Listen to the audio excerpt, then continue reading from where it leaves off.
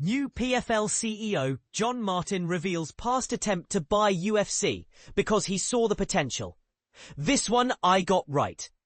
When the UFC sold to Endeavor in 2016 for just over $4 billion, there were plenty of analysts saying the talent agency turned entertainment powerhouse vastly overpaid for the promotion.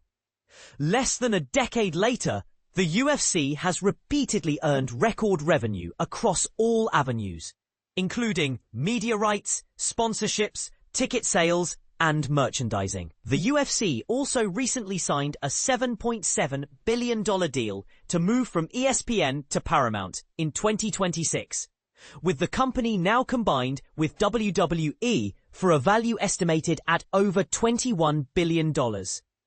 New PFL CEO John Martin saw all of this coming when he previously served as an executive at Turner and Time Warner and tried to convince the powers that be to get into the bidding to buy the UFC. In 2008, I tried to get Time Warner excited to potentially partner with or acquire the UFC for HBO and for our broader company, Martin told MMA Fighting.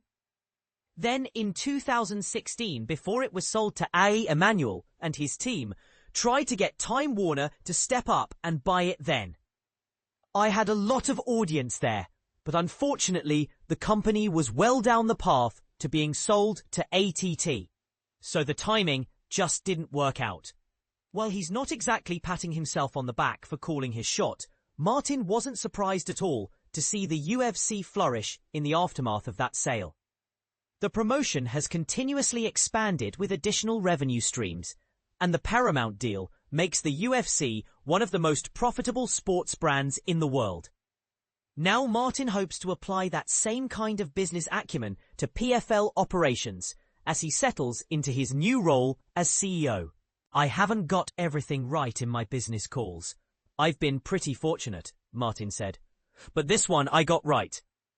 In 2016, I remember telling my boss at the time, Jeff Bukies, I said, in 5 to 7 years, the UFC will be worth 3 to 4 times what it's worth right now. And I was right. That's why I'm here at PFL. Where PFL is at after 7 short years is sort of where UFC was from a scale and maturity standpoint back around when I first started talking to Dana White. I can see the same path and the same opportunity. And PFL has the benefit of sort of drafting in the wake of UFC's success.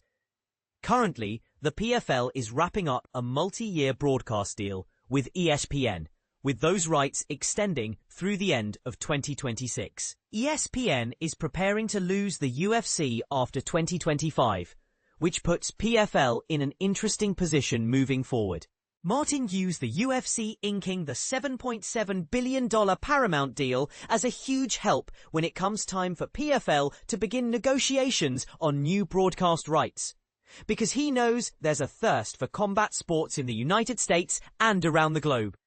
I think the Paramount deal is good for PFL because it's a huge validation that mixed martial arts is a mainstream sport, Martin said. I can imagine the first decade, or maybe the first decade and a half, being mocked back to back. The UFC probably had a lot of its conversations around just trying to justify that MMA was a real premium sport. The good news is none of those conversations will be, or need to be, happening anymore, with MMA becoming a mainstream entity with a huge fan base. There's very limited supply of product. We offer partners consistent scheduling, and I think we'll see what happens, what comes out of that. When I saw that headline hit after I had already been announced I was coming to PFL, that the Paramount deal was going to happen, I thought, this great for PFL. It's great for mixed martial arts. Now my job is to go off and execute and build this into a bigger global sports powerhouse company.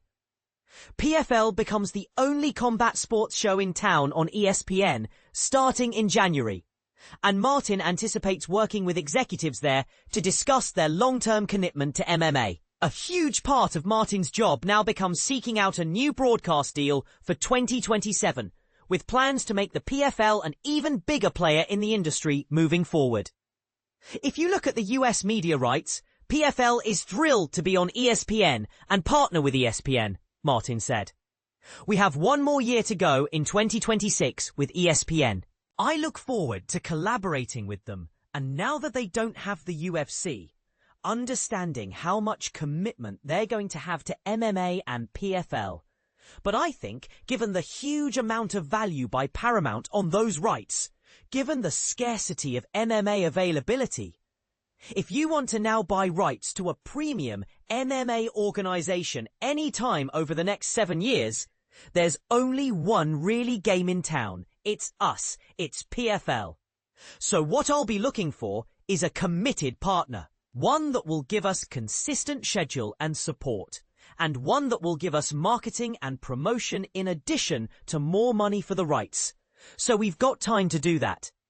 Martin doesn't dispute the UFC is still the worldwide leader when it comes to MMA.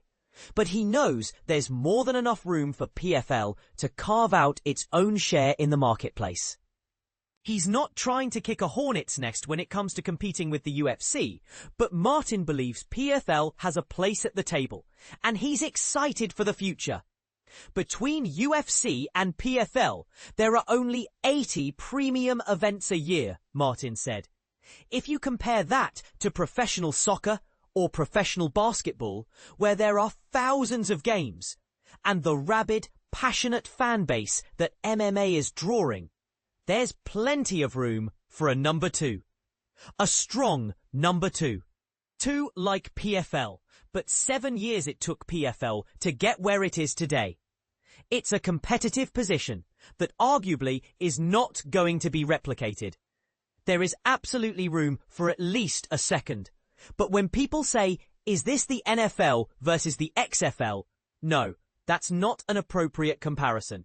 This is Coke Pepsi. This is Serie A versus Premier League versus La Liga.